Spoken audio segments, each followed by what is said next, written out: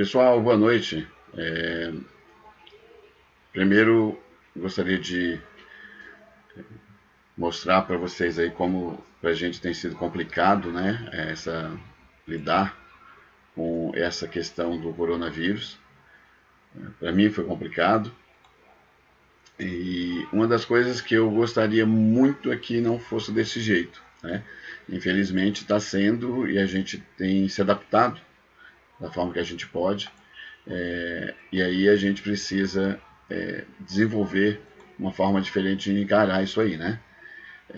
Como é que a gente está lidando com o coronavírus no dia a dia da gente? Alguns de nós realmente entrou aí em quarentena e, e realmente passou a adotar, né, essa visão como se fosse o melhor para todos. Quando eu tive os primeiros sintomas, eu acabei fazendo desse jeito, né? Me isolei mesmo, dentro de casa mesmo, para poder fazer as coisas diferente, né? De forma diferente.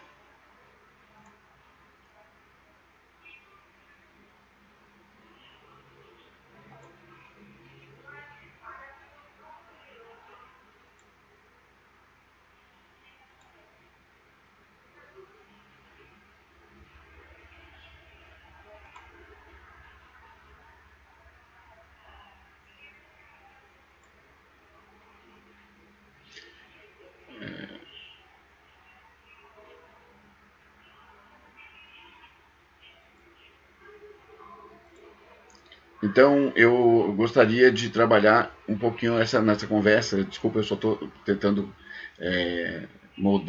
modular aqui o software, porque é um software novo que eu estou usando, na verdade, uma plataforma nova, né, para poder desenvolver aí essa conversa que a gente está tendo.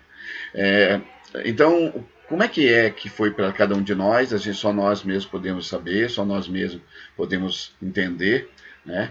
Eu não fiz uma live aqui programada, apesar de eu começar provavelmente a fazê-lo. É, a ideia é falar um pouquinho sobre isso, né? E principalmente desmistificar algumas coisas. Está acontecendo aí um grande número de notícias falsas ainda e essas fake news podem estar matando gente, muita gente, e pessoas próximas da gente, pessoas muito próximas da gente. E pode estar indo também, né? Pode estar morrendo em pouco tempo por conta disso. A ideia é justamente isso. A gente estava discutindo aqui em casa sobre como fazer esse último mês e meio, principalmente. Para mim tem sido complicado, bem complexos, por conta da forma com que eu tenho que lidar com isso, né, com a pandemia, porque para mim é muito complexo não estar na rua, não estar trabalhando, não estar fazendo as coisas que eu sempre fiz. E é uma das coisas muito importantes para mim é estar dentro de sala, foi a escolha que eu fiz, né? É estar dentro de uma sala de aula, é estar na frente de pessoas, é estar discutindo com pessoas e assim por diante. Então, para mim é bem complexo. Eu não é uma coisa que eu lido bem, vamos pensar assim. Mas por outro lado, eu aproveitei para poder lidar melhor com essas coisas. Eu tenho me concentrado bastante, me adaptar ao que é novo, né? O que é novo? O que é novo é justamente o que nós estamos vendo aí. Estamos vendo um mundo diferente, que talvez a gente não tenha mais esse mundo que nós vivenciamos até agora antes da pandemia. Nós temos um mundo que realmente pode se tornar extremamente complexo daqui para frente. A partir das relações, a partir das relações trabalhistas, as próprias relações legais, né, as próprias legislações, tudo isso pode mudar. Então, essa ideia de fazer a live é justamente para poder discutir um pouquinho sobre isso, falar um pouquinho sobre como é que temos lidado com isso. Isso é um problema, mas nós, não só nós pessoas, nós como Estado, nós como país, nós como cidade, né? A cidade de São Paulo aí atingiu 1.000 mortos ontem. É um caos, se a gente for parar a pensar, porque as pessoas não conseguem enxergar além desse número. Né? As pessoas só começam a enxergar quando acontece com alguém que ela conhece, quando acontece com alguém que ela goste, que ela preze, ou então que esteja próximo de pessoas que ela goste. Então, esse número fica parecendo só um número mesmo. É um número frio, é ruim isso, porque a gente não consegue perceber a extensão das coisas a partir do ponto de vista do que ela realmente é, o que significa. Então, para 1.000 mortos em São Paulo terem para 1.000 pessoas terem sido mortas, ou serem mortas, ou morrerem por conta desse vírus, dessas doenças, a gente está falando que outras tantas, né, mais de 20 mil, ficaram infectadas. Mas para essas tantas ficarem infectadas, nós temos uma subnotificação enorme, porque nós não temos testes. Esse é o maior problema, e é uma das principais necessidades que eu tive de fazer essa live aqui. Nós não temos testes. A primeira coisa que a gente tem que entender, deve ter 1.000 pessoas hoje, né, na pior das hipóteses, ou na melhor das hipóteses, nós devemos ter 1.000 pessoas aí sendo testadas a cada 1 milhão de pessoas. Isso é quase nada. Se comparar a outros países aí que chegaram a testar aí mais de 50 mil pessoas por milhão. Mas nós temos um problema mais sério. Os testes são ruins, né? Não só aqui no mundo, mas nós compramos muitos testes ruins, porque eles não fazem o que tem que fazer, que é ajudar na prevenção, que é trazer a doença para a gente percebê-la no início. E aí, gente, por mais que vocês não entendam, meus sintomas, por exemplo, não foram graves, foram uma febre que ia e voltava, que era desgastante, cansa muito, a diarreia, dor na garganta, né, a congestão nasal, que me impedia de dormir. Eu já tive gripes muito fortes e essa situação para mim nem foi. E eu também não tenho certeza se eu peguei a Covid-19. Por quê? Porque eu não tinha teste para fazer. No hospital onde eu fui, a médica que me dispensou, ela falou: não posso fazer nada porque eu não tenho teste. Nós só estamos fazendo testes quando a pessoa está com todos os sintomas ali, está internada aqui. Ou seja, quando está em estado grave. Né? Então, como é que eu vou entender melhor isso se eu não consigo saber? Eu digo a gente como sociedade, mas a gente como gestão pública. Como é que nós vamos entender essa situação de verdade, como lidar com essa situação, se por um acaso eu não sei quem realmente está com o problema? Né? E esse é um dos grandes problemas nossos. E aí vai pela questão política, vai pela questão social, vai pela situação que a gente está vendo, se aprofundando. E aí tem uma coisa pior ainda. A mortandade, ou a taxa de mortalidade desse vírus, ele não é maior entre as pessoas que chegaram, que provavelmente trouxeram das viagens para o exterior. Ele não é maior, provavelmente, na classe média alta para cima. Ele não é maior, ela não é maior, essa taxa, nas classes altas. Não é. Ela é muito grande, principalmente nas cidades menorzinhas que estão realmente contaminadas, mas na nossa cidade, no nosso caso, nas periferias. E aí, quando a gente está falando disso, a gente está falando que é uma doença que pressupõe a mortandade maior nas classes mais baixas, quem mora na rua, quem mora em comunidades, a classe média até, porque o restante está conseguindo lidar bem, porque os tratamentos são colocados em prática, existe uma possibilidade ali de fazer uma intervenção médica diferente, e tudo isso faz parte de como a gente lidou e lida com esse tipo de coisa. As pessoas estão nas ruas, eu saio pouquíssimo, para vocês terem ideia, nos 40 e poucos dias que eu estou recluso, né, porque aí eu escolhi realmente me afastar totalmente. É lógico que eu tive a médica me dizendo que era da alta possibilidade de eu estar com a doença, mas eu não tinha certeza, mas eu preferi, antes de colocar as pessoas em risco, tanto dentro da minha casa quanto na rua, eu preferi ficar em casa. É horrível para mim, como eu disse para vocês no início, é uma situação muito complexa, que me faz muito mal, né? No início pior ainda, mas você se acostuma, hoje dá um desânimo até sair, porque você pensa, se eu saio, eu trago para dentro de casa, se eu saio, trago para dentro de casa, ou eu saio de novo, eu posso passar para outras pessoas. Tudo isso fica na minha cabeça e eu prefiro ter responsabilidade com a minha vida e com a dos outros, principalmente. Porque a minha eu tenho controle, mas o dos outros? Eu posso intervir na vida do outro sem questionar, sem o outro pedir, né? Então tudo isso é muito importante para mim quando eu pensei nisso. Agora, olha só a extensão da coisa. É, há 3 dias atrás, uma das notícias que eu vi que me incomodou mais num caderno de saúde da, da Abril, provavelmente uma dessas revistas aí da Isto É, alguma coisa assim, ele está dizendo o seguinte, que existe uma possibilidade, e aí quem está divulgando isso, galera, não somos nós, olha que louco, não é a nossa mídia, mas a mídia internacional, que tem buscado aí cada vez mais especialistas, se focar as decisões as suas reportagens em especialistas mesmo, pessoas que estão no dia a dia.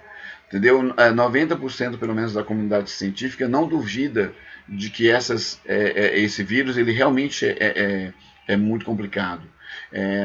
Talvez mais de 90% acredita que o que está se fazendo é o que é necessário e o que é importante fazer agora. Então tudo isso mostra que a gente está indo por um caminho que não é legal. Então, assim, a gente vê nas ruas, né, eu ia dizer para vocês, quase 45 dias que eu estou em casa, eu saí 4 vezes.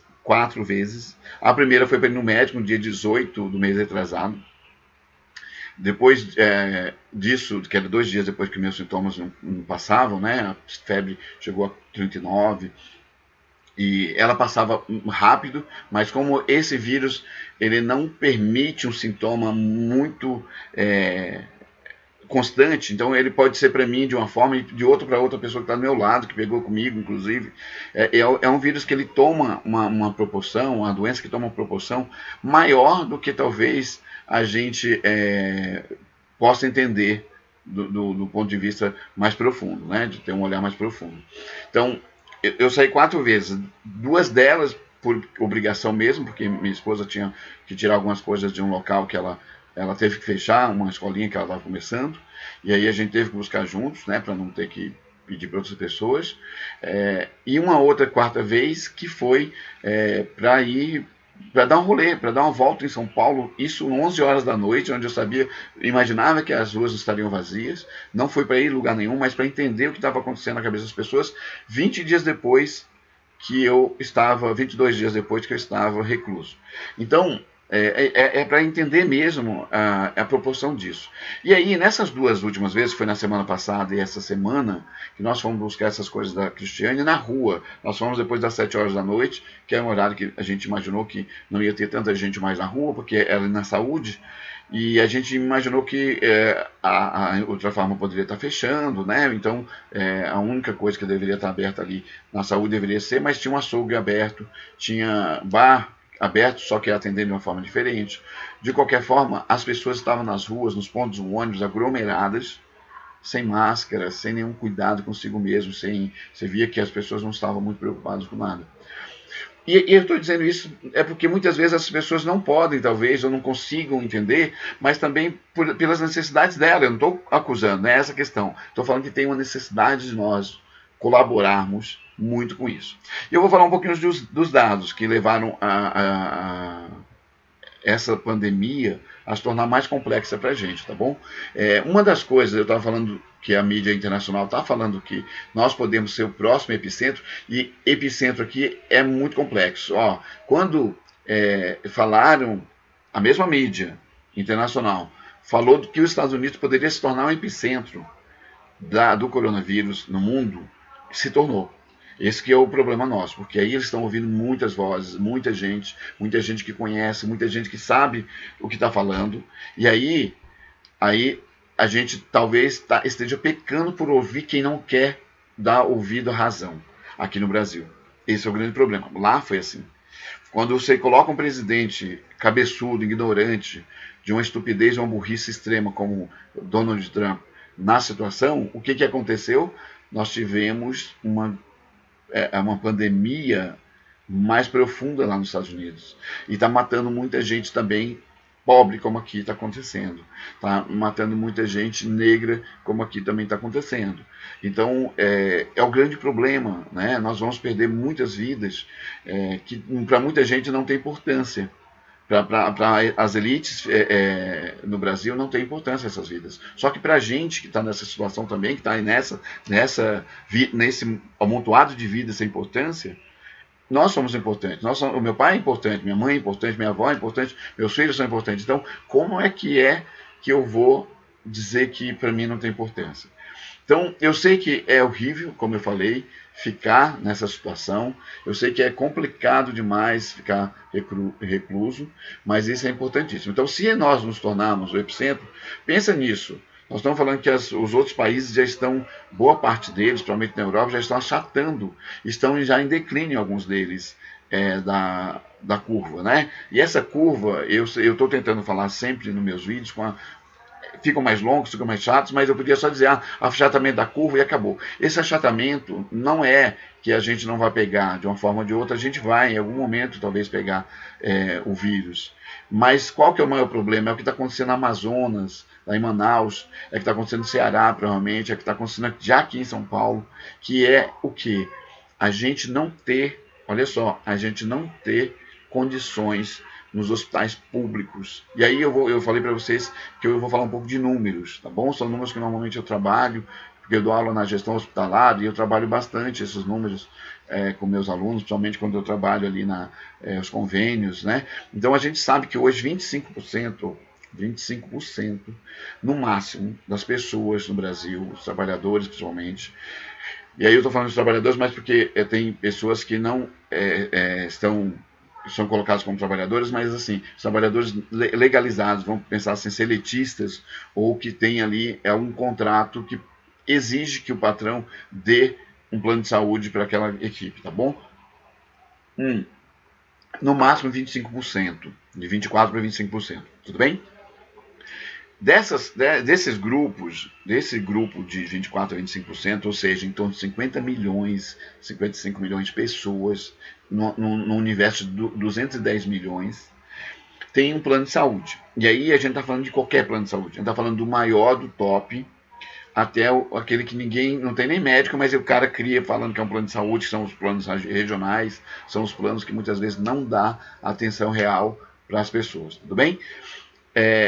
Então, olha, eu estou colocando os números para vocês agora. Então, vamos pensar que é 50 milhões de pessoas, elas consigam um hospital privado, que detém o maior número de leitos hoje. Então, o SUS, ele detém menos leitos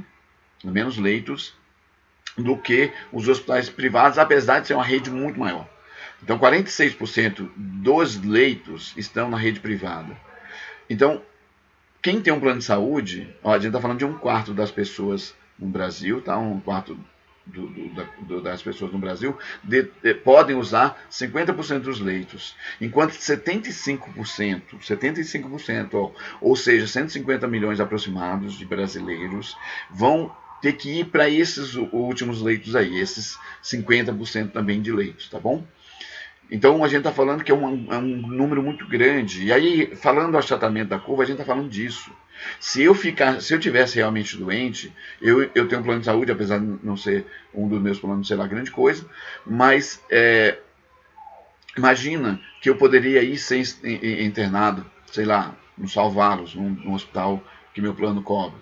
Mas a minha esposa dá no meu plano por causa disso, mas a minha vizinha aqui, que é uma senhora de 85 anos de idade, não tem plano de saúde. Se acontece de eu passar, por exemplo, ir lá e abraçá-la sem saber que eu estava com o vírus na época, e passasse esse vírus para ela, o que ia acontecer? Ela simplesmente não ia poder usar esse mesmo leito que eu poderia. Vocês entenderam? Ela provavelmente, pela idade, pelas doenças que ela tem, talvez não sobrevivesse.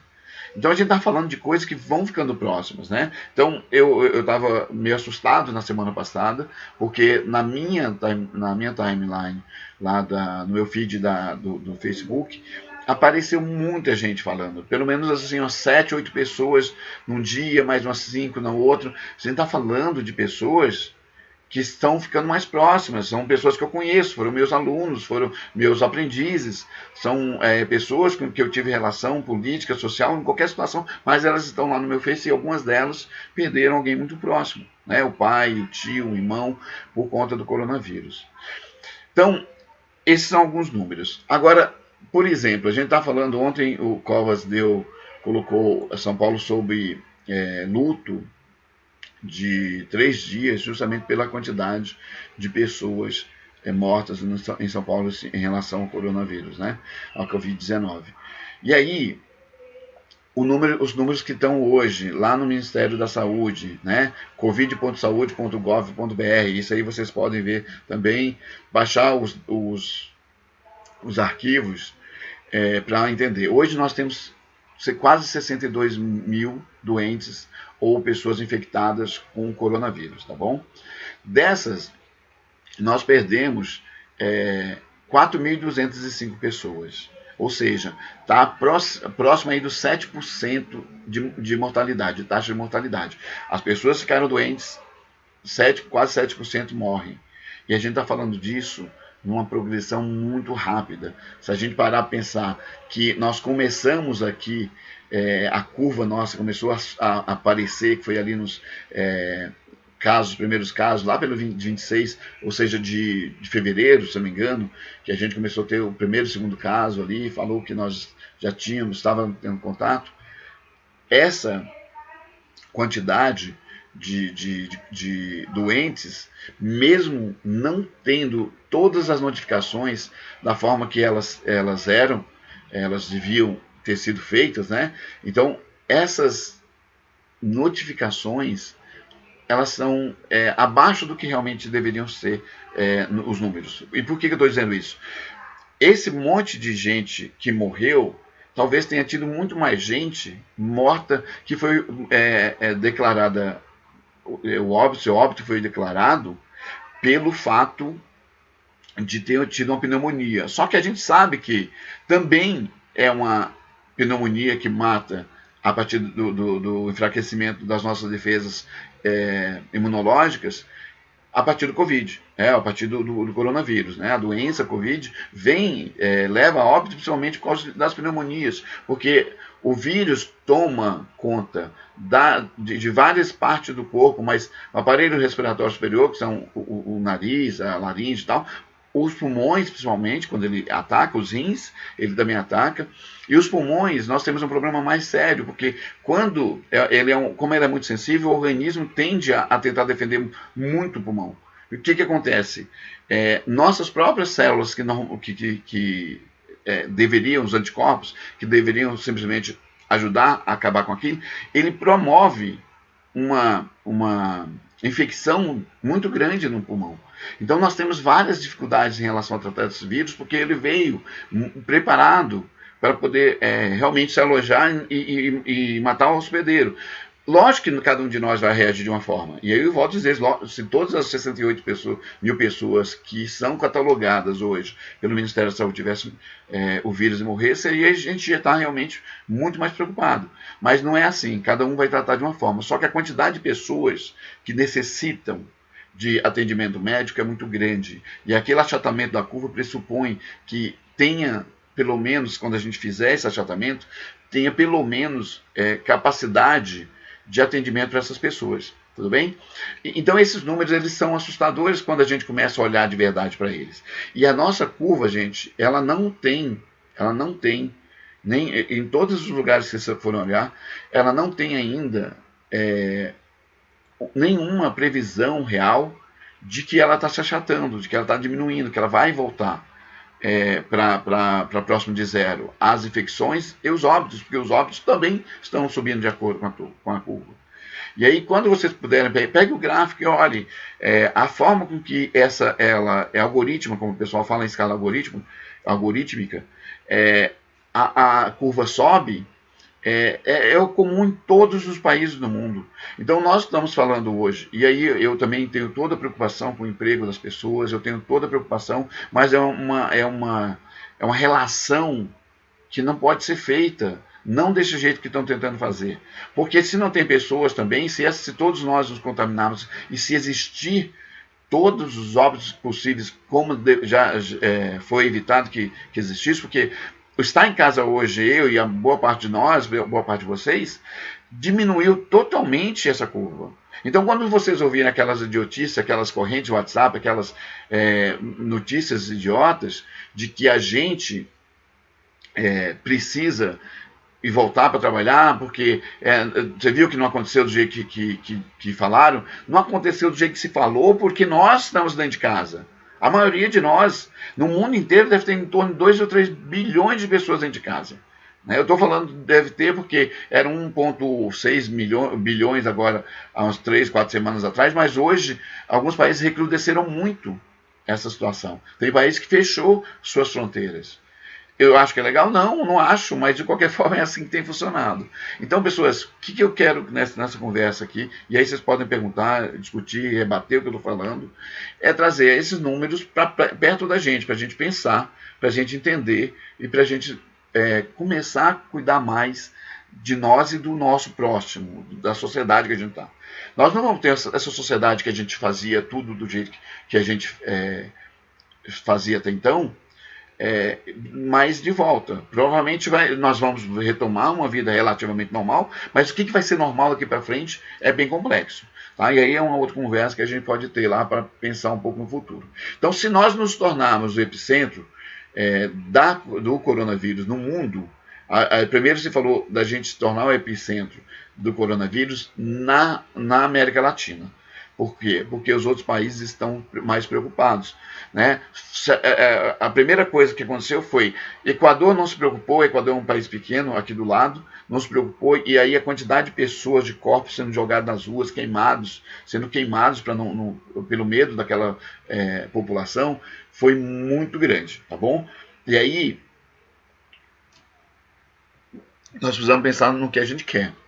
Lá em Manaus, aqui em São Paulo já está acontecendo, a quantidade de corpos é tão grande, de enterros é tão grande, de óbitos é tão grande, que já está a necessidade de não se fazer mais valas comuns, valas individuais, mas valas comuns mesmo, grandes valas como a ditadura fazia para enterrar, como o Hitler fazia. E eu não estou falando que talvez seja ruim ou bom, não é essa a questão. Eu estou falando para vocês que a gente precisa tomar mais cuidados. E eu sei que o pequeno negociante, nossa, isso me dói muito, ver que o rapaz ali do bar não vai poder talvez manter, que a padaria aqui perto de casa, que já estava numa situação meio complexa, fechou e provavelmente não vai abrir mais. Teve outros problemas, lógico, além do coronavírus, mas de uma hora para outra, para quem vai se vender? Se por acaso as pessoas que estão que são seus consumidores morrerem. Então, a gente precisa tentar trabalhar essa ideia, não cair nessa onda da conversa fácil, de que não, isso é demais, de que o que está acontecendo, e a gente não está fazendo parte do que a maioria dos outros países estão fazendo. E aí eu quero convidar vocês no seguinte, o Reino Unido, ou a Inglaterra, principalmente, né, os britânicos acharam e falaram da mesma forma, pensaram do mesmo jeito no Trump, pensaram do mesmo jeito nosso, do nosso presidente aqui, do Executivo Federal, pensaram exatamente igual. E a Inglaterra realmente entrou em parafuso. Né? A Itália foi a primeira que a gente viu falando isso. A Espanha também teve uma visão parecida. E a quantidade de mortos na Espanha, nos Estados Unidos, na Itália, extrapolou o que eles estavam pensando. A gente está falando de países que têm uma visão, que deveriam ter uma visão mais crítica, uma visão mais centrada, uma visão mais científica, baseada em dados, não tomaram decisões porque quem estava no poder não deixou-se tomar decisões de verdade. E aí, uma sorte, e por mais que eu politicamente, ideologicamente, eu não tenha proximidade com quem está no poder na maioria dos estados hoje, por mais que eu não consiga ter proximidade política com essas pessoas que estão aí, alguns prefeitos e principalmente os governadores, que foram quem tomaram as decisões, você tem que dar a mão uma palmatória, porque os que tiveram coragem de fechar algumas coisas, de colocar e impor, inclusive aqui em São Paulo, Dória, realmente vai fazer a diferença nessa luta contra o Covid. Tudo bem? Então, o que eu quero trazer para vocês nessa conversa? E aí eu volto a dizer, vocês podem questionar e colocar aí as suas dúvidas e até contrapor o que eu estou falando, tudo bem? É que nós estamos numa situação onde quem vai morrer, na maioria das vezes, são os mais pobres, são os que não vão ter o plano de saúde, são as pessoas que a criança vai voltar para a escola e ela fica com a avó no final do dia, e a avó pode realmente ser uma receptora desses vírus que essa criança vai ficar. A criança talvez nem sinta tanto, apesar de termos óbitos aí na faixa etária do 0 aos 10, já tem óbitos aqui em São Paulo, no interior aí também tem vários, acho que, se não me engano, no Ceará já tiveram vários óbitos, e muitas crianças também já foram detectadas com Covid e estão internadas. Então, a gente está falando de uma coisa que está tomando um vulto que nós não conseguimos entender, e nós não estamos tomando decisões para poder melhorar isso, tá bom? Então, esses são alguns dados que estão aí bem perto da gente. Está aqui no site covid.saude.gov.br, se você estiver em dúvida, são os números oficiais. Uma coisa que eu gostaria, que eu comecei a falar para vocês agora há pouco, no meio dessa conversa dos dados, é a subnotificação. Por que essa subnotificação é importante a gente entender, e até para perceber que a gente pode estar já em risco, mesmo dentro de casa. A subnotificação, ela é oficial, vamos pensar assim, e ela pode ser a subnotificação da sociedade. Então, por exemplo, eu estou ali no meio de um grupo de amigos, ou fui comprar alguma coisa, conversando lá com a caixa, sei lá, peguei o coronavírus, tá bom? Trouxe para dentro de casa. Para mim, não vai trazer, talvez, grandes coisas. Eu não vou no médico, porque uma tossezinha, por causa da dor de cabeça, por causa de uma febre, eu não vou no médico, tá bom? Isso dentro da sociedade.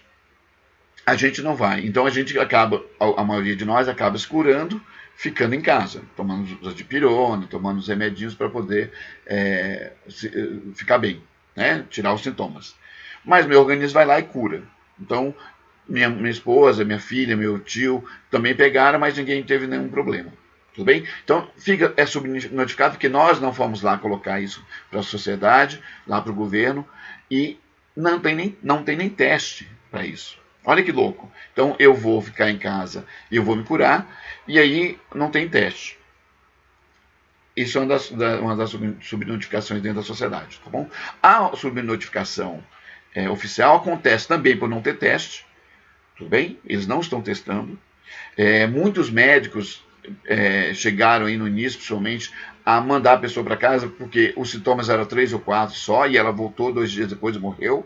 Isso a gente precisa entender que existe também, né? E aí ela só entrou na estatística depois, mas quantas outras não foram para casa e não morreram? E não pioraram. E aí, a gente está falando de contaminação. Esse vírus me assustou lá no início de fevereiro, quando um dos cientistas de Harvard, um chinês que faz pós-doutorado em Harvard, escreveu num tweet, eu estava de madrugada vendo algumas coisas, algumas notícias, e ele escreveu num tweet que a transmissibilidade desse vírus, talvez hoje se perceba que não é tão grande, mas era de 3,8 naquele momento que ele mediu. Isso quer dizer o seguinte, que a cada um de nós que adquire ou se contamina, ou se infecta, passa para 3,8 pessoas, ou seja, 4 pessoas na sociedade. Agora, dessas 4 pessoas vão virar 16. Vocês entenderam? E dessas 16, 64. E aí, gente, é uma progressão muito rápida. E a gente percebeu isso aqui no Brasil. A China foi assim. A China percebeu essa progressão, a rapidez que ela tomou dentro da sociedade, e eles fecharam uma região inteira, Fabril, uma industrial, uma região que é bem industrial, fechou inteira. Então a China viu e sabe que talvez o PIB dela seja bem menor do que eles precisam que seja para poder dar conta dos serviços que eles mantêm dentro do Estado. Lógico que eles estão retomando, as fábricas estão retomando, e eles estão vendendo muito mais, até porque boa parte das coisas que nós usamos na questão da saúde, na questão da tecnologia, vem de lá. Então a China tem essa vantagem.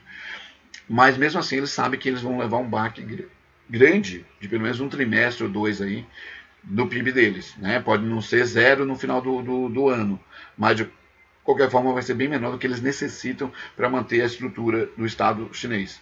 Então, pessoas, é uma das coisas mais importantes que nós temos agora de olhar para a gente como pessoas mesmo, como cidadãos, entender a necessidade de estar mais em casa, e aí cuidar um pouquinho mais da gente para cuidar de quem a gente gosta, para cuidar das pessoas que a gente lida, para cuidar das pessoas que a gente ama.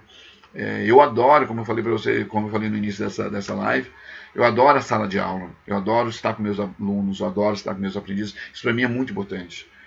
Hoje eu tenho que ficar longe deles, eu dou aula pela internet. É super complexo isso, mas ao mesmo tempo, isso tem feito uma diferença grande para eles. Porque muitas vezes, por exemplo, eu tenho um aluno meu que chamou esse dia no grupo, falou que estava infectado. Imagina se eu tivesse continuado a dar aula e ele tivesse infectado dentro da minha sala. A minha culpa, o meu sentimento de culpa ia ser muito grande. Então foi bom essas tomadas de decisões relacionadas aí ao governo, né, do estado, dos estados, mas é mais importante hoje nós pensarmos que passa de 2 milhões de pessoas infectadas, né?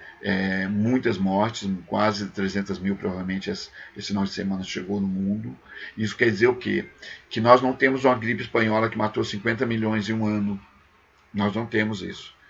Mas poderia ter sido pior se não tivesse tido todas as ações que estão sendo tomadas hoje. Podia ser muito pior. Então, a ideia aqui era bater esse papo, é de mostrar para vocês. Tem muita conversa, tem muita mentira sendo contada. Eu recebi um áudio hoje de uma pessoa falando que era um médico e contestava que não. E aí, ó, se vocês pegarem os números nos países onde é obrigatório o uso de máscara, vocês vão notar que a quantidade, a partir do momento que se obrigou o número de máscara, a quantidade de casos diminuiu. Tudo bem? Agora, um cara dizendo que é médico, são aqueles áudios que são mentirosos, na maioria deles, a maioria, 99% daqueles áudios são mentirosos. Você pode ver que a pessoa até se identifica, mas você procura o nome daquela pessoa, procura saber daquela pessoa, ela não existe, ou se existe, ela não fez. Então, toma cuidado com esse tipo de divulgação, porque são eles, essas pessoas que não querem o bem das pessoas. E aí eu volto a dizer, eu sei muito bem, eu trabalhei na área de gestão muito tempo, eu tive minha empresa, e eu sei que é complicadíssimo manter uma empresa, principalmente pequena, mas de qualquer forma, as pessoas que vão deixar de ter sua empresa, ou que vão diminuir seu faturamento, ou que vão ter dificuldades talvez de se manter, essas pessoas, elas com certeza vão estar vivas para voltar e recomeçar. Agora, ruim seria se essas pessoas, além de contaminar a si mesmas, a sua família, contaminassem quem eles atendem. Então, é complexo, eu sei que parece que é uma decisão, é um dilema muito grande, mas na verdade é um dilema ou a vida ou o dinheiro. O dilema é esse, se quiserem colocar assim. Para essas pessoas é assim que eles estão colocando. E na verdade, para viver você precisa de dinheiro, no sistema capitalista é assim, mas de qualquer forma não dá para a gente falar que a vida é menos importante, ou olhar a vida com menos importância por conta disso, tudo bem? Então, uma das coisas que eu queria dizer para vocês antes de qualquer coisa é que o número hoje chegou a quase 62 mil, o número de pessoas infectadas, subnotificada. Teve aí gente falando de 100% de subnotificação, mas tem gente falando de 7 vezes a subnotificação, ou seja, a quantidade de pessoas realmente infectadas no Brasil pode chegar a 300 mil pessoas, a 400 mil, né? Teve ali no início do mês agora, algumas pessoas falando em 15 vezes subnotificação, talvez seja um pouco exagerado, mas imagina que nós estamos falando, por outro lado, da quantidade de número de mortos. Tem alguns gráficos que vocês podem ver na internet aí. Em alguns estados, as mortes por insuficiência respiratória, nessa época do ano, na média geral, ou seja, na média de vários anos, 200 pessoas, 200 e poucas pessoas por período, pelo período que foi medido. Se não me engano, 3 meses. Agora, esse mesmo período, ter estado que, e aí foi uma reportagem, eu posso ver depois, se vocês quiserem, me peçam que eu vejo, eu acho, se não me engano foram 2.000 óbitos, ou seja, 10 vezes mais. Pode ser que não seja, pode ser que nós também tenhamos aí a HN1 matando pessoas também nessa mesma situação. Pode ser, mas será que o HN1 agora veio tão mais forte junto com o Covid? E no ano passado que ele era novo, no ano retrasado que ele era novo, a segunda cepa era nova, não matou tanta gente assim? Então, são coisas que a gente precisa pensar na hora de a gente ouvir, na hora da gente divulgar essas situações para os amigos, né? Em São Paulo me preocupou muito, por exemplo, ontem eu estava vendo que tinha dos 267 casos registrados, se não me engano, na Brasilândia, 267 casos de pessoas infectadas. 89, houveram 89 óbitos, tudo bem? Então são aquelas pessoas que foram para um hospital, ainda encontraram algum atendimento, mas morreu muita gente. Então, se a gente for parar a pensar, dentro desse recorte da Brasilândia, a gente está falando que pelo menos 30% das pessoas que foram com doença, que foram detectadas com o corona, morreram.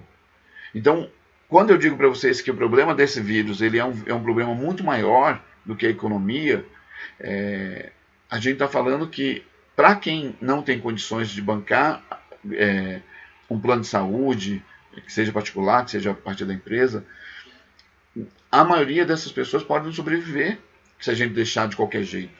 E eu sei que nas periferias, por outro lado, as pessoas faltam informação. E por mais que vocês possam falar, mas as pessoas não se informam porque não quer, todo mundo tem internet. É mentira. Não é todo mundo tem internet. A gente tem a internet hoje, na maioria das vezes, na mão dos jovens. Mas tem muita gente que sequer tem celular, smartphone, nem que seja mais simples. Como é que esse cara vai acessar? E muitas vezes ele acessa o WhatsApp, que é o que ele pode. Então, o que nós precisamos fazer hoje? O que nós precisamos tomar de decisões para podermos ter um mundo um pouco diferente lá para frente, né? Para a gente não perder as pessoas que a gente gosta, para a gente não ver um país triste e com problemas daqui para frente, com mais problemas. Nós já temos muito. O vírus ele vai aprofundar essa desigualdade, está demonstrando claramente para a gente a questão da desigualdade do Brasil, que é maior talvez do que a gente entendia. A partir dessas mortes, a partir de onde ele chega, como ele chega e o que ele faz. A gente não está vendo ainda esses vírus saindo das comunidades, das favelas e das cidades mais pobres e dos bairros mais pobres. A gente não está vendo isso ainda. E ele pode, e aí por isso que talvez o governador ainda deu mais até o dia 10, porque essas pessoas não estão conscientes, nem informados o suficiente da extensão desse erro que é ir para a rua, ir para a balada, ir para o bar, porque nas periferias provavelmente estão acontecendo até hoje os bares abertos. Em algumas cidades ninguém está ligando para isso. Tem cidades aqui no interior de São Paulo que não tinha nenhum caso. Em uma semana, na semana seguinte já tinham vários. Por quê? As pessoas se contaminaram. E as pessoas não achavam que ia acontecer lá. Então, tem cidadezinha muito pequena que talvez não aconteça. Pode ser, se fechou a fronteira, se não está saindo ninguém de lá, se elas estão se cuidando, talvez não aconteça nessas cidadezinhas. Mas vai acontecer na maioria das cidades, se não em todas nesse Brasil, e o problema não é simplesmente acontecer. O problema é a irresponsabilidade de achar que não tem que se tomar nenhuma atitude por conta disso. Tá? Então, eu gostaria de convidar vocês justamente para essa reflexão. Né? Nós temos que manter um pouquinho de bom senso. A gente sabe que é complicadíssimo ficar em casa, eu volto a dizer para vocês, eu sei disso, eu estou quase há mais de 40 dias dentro de casa, se não me engano agora bateu 45 dias ontem. Para mim é horrível isso, eu vim minha vida profissional sempre foi muito agitada, minha vida social sempre foi muito agitada, a minha vida pessoal sempre foi muito agitada, então para mim é horrível, eu tenho horas que eu me sinto sufocado aqui. E aí eu tenho que abrir janela para poder respirar, né? Então, me sinto muito mal. E eu sei que tem gente que talvez até pelas dificuldades, por algumas doenças, relacionadas aí principalmente as questões emocionais, que não suportam ficar presas. Mas, gente, é um momento que vai passar e é um momento que nós precisamos nos unir. Né? Volto a dizer para vocês, eu uso os Estados Unidos hoje como exemplo, porque nos Estados Unidos a situação está muito crítica. E a gente aí todo mundo, quando a gente faz alguma comparação aqui com educação, qualquer coisa, fala nos Estados Unidos. Eu particularmente não faço. Mas de qualquer forma eu estou fazendo agora para entender melhor. Não gosto de fazer, na verdade, né? Mas às vezes eu faço, mas vou fazer agora. A estupidez do governo federal permitiu que cidades ricas, como Nova York, por exemplo, tivessem uma situação catastrófica lá. Né? Então você vê, além de você ver médicos mostrando em vídeos essas situações de corpos empilhados em quartinhos de faxina, nos corredores, nas salas. A gente está vendo isso aqui acontecer no Brasil também. Não está diferente lá em Manaus, lá no Amazonas. Não deve estar muito diferente lá no Ceará.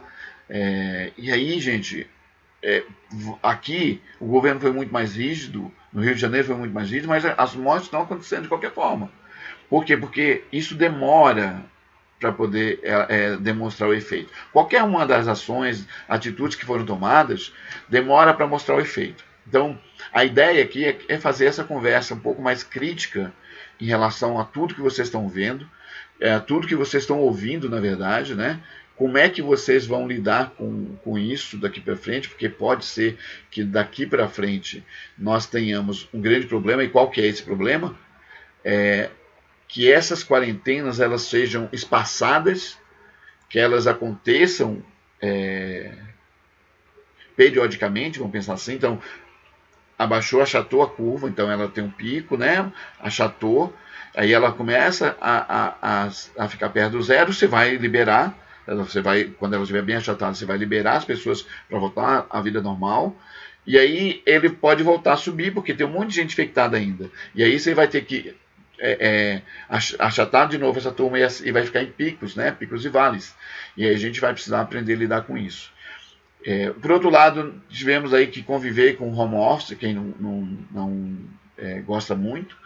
Eu continuo dizendo que eu não gosto, mas eu me adapto, né? Eu tenho uma fácil adaptação, mas pensem na vida de vocês, pensem na vida dos que vocês gostam, né? Das vidas das pessoas que vocês amam, para que essa não seja as decisões que vocês tomarem não sejam as decisões que os levem, né? Que os levem a óbito, que os matem, porque isso pode acontecer.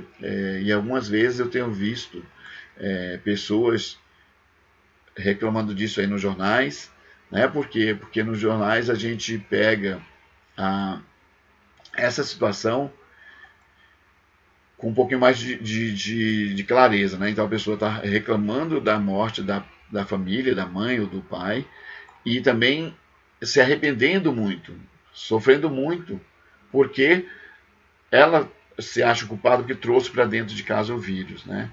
Então é um cuidado que a gente precisa ter, que a gente precisa desenvolver como pessoas agora.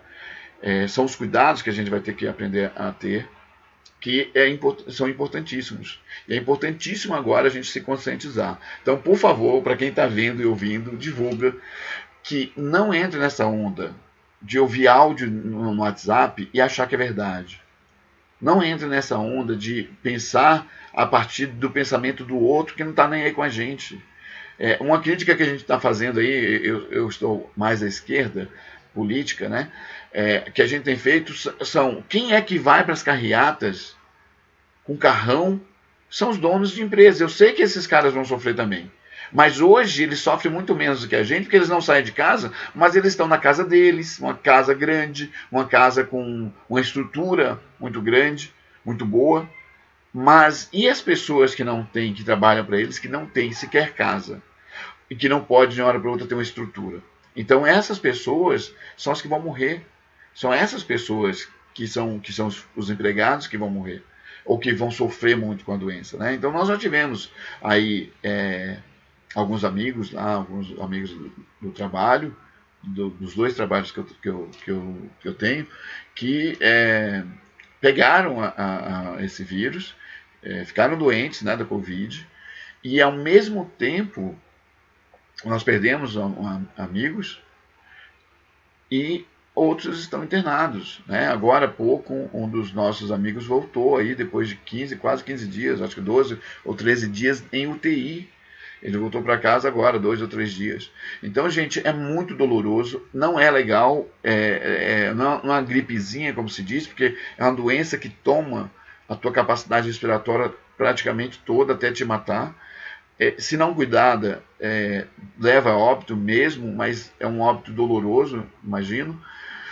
Agora, o pessoal mais jovem que achava que não está rolando na faixa etária, antes de ontem, a gente estava batendo papo no Twitter, acho que na sexta-feira, teve um médico que estava lá ajudando, de 32 anos de idade, que não tinha nenhuma doença, pelo que foi constatado, logicamente, né?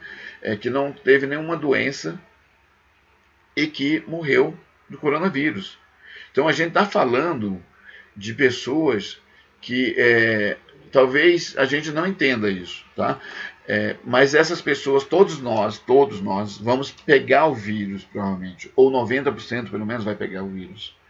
A questão toda algumas vão desenvolver a Covid, que é a Covid de forma mais profunda, mais dura. Por outro lado, essas pessoas que são as que vão ficar internadas, quando vão ficar mais duras, são as que vão ficar internadas, essas pessoas talvez não consigam sobreviver. A boa parte vai sobreviver. A nossa sorte ainda é que ainda existem leitos de UTI e existem alguns remédios que estão sendo usados, tá bom? Por que eu estou falando que é sorte ainda? Porque mais tarde, se não acontecer essas atitudes que estão sendo tomadas, se não se mantiver um certo isolamento, que seja distanciamento social, que seja isolamento mesmo, isso pode voltar a subir e pode ser que a segunda onda do vírus seja muito mais dura para a gente. E aí tem uma coisa pior ainda nesse vírus, nós não temos certeza ainda, de verdade. O pessoal lá de Wuhan está sentindo isso na pele, e outros na Coreia. Pessoas que foram curadas voltaram 15 dias depois com vírus e com a doença bem profunda também. Outros que estavam com vírus, mas também não desenvolveu, de novo com vírus, mas não desenvolveu profundamente a doença. Tá? Então, eu queria falar sobre isso, faz dias que eu estou querendo falar sobre isso, mas é mais para vocês tomarem cuidados e vocês buscarem ajudar quem vocês puderem ajudar. Eu tô realmente assim, ainda meio aéreo, porque eu fico com medo de ainda poder passar as coisas para as pessoas. Né? Eu tenho evitado ir em mercado, eu tenho evitado ir em farmácias, para que eu não passe o vírus para outras pessoas. Mas mesmo sabendo que se te houve faz 25 dias, 20 dias já, que deve ser, meu corpo já lidou com isso, mas eu tenho ainda receios, tá bom? Pessoal, é isso. Eu queria ir falar, foi por isso que foi espontânea essa conversa aqui, mas eu vou tentar fazer mais algumas para a gente discutir outras coisas, outros assuntos, até mesmo aprofundamento em relação a essa questão da desigualdade, de o que significa essas crises na economia, e aí eu vou tentar fazer isso com vocês, tá bom? É isso, um prazer aí ver vocês aí, Rô, Lê, tudo bem, Letícia? O Gabriel, o pessoal aí da pizzaria, a do Carmo, né? Pessoal, Adriano, Brechó, do Dudu, o Giban, a Mi, Milena, tudo bem, Mi? E a Daiane, obrigado aí por ter ficado, por ter estado aqui. Eu estou usando também, aí aproveitando isso aqui, eu estou usando uma plataforma nova, então eu estou me adaptando a ela. Então espero que a live tenha saído boa aí para vocês, tá bom? Foi um prazer, vejo vocês em breve, espero que muito em breve, para a gente poder voltar a ter uma vida um mínimo normal, do jeito que a gente acredita que é a normalidade hoje. Tá bom, gente? Um beijo para todos, até mais.